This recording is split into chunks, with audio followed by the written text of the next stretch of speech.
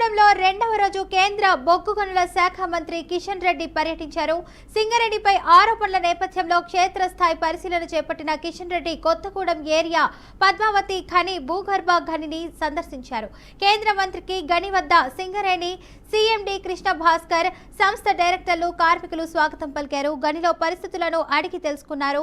అనంతరం కార్మికులతో సమావేశమయ్యారు. సింగరేణి సంస్థ బలోపేతానికి కేంద్రం చర్యలనైతే వివరించారు.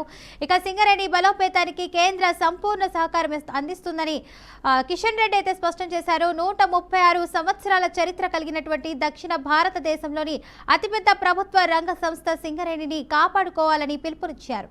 మంచిగా అన్ని రకాల లాభాలు వస్తున్న కంపెనీని నాశనం చేయడానికి ఇప్పుడు ఈ ప్రభుత్వాలు కంకణ కట్టుకున్నాయి సార్. దీని మీద మాకు కంపెనీని బతికించే పని చేయాలి సార్. నేను ఇది అయిపోయిన తర్వాత ఒకటే మాట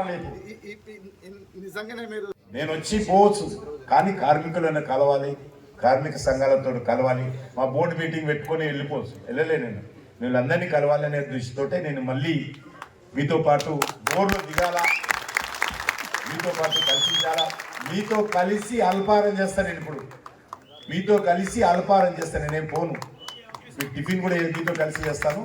మరొకసారి మీకు అందరికీ అభినందన. నేను వచ్చి పోవచ్చు, కానీ కార్మికులను కలవాలి, కార్మిక సంఘాలతో కలవాలి, మా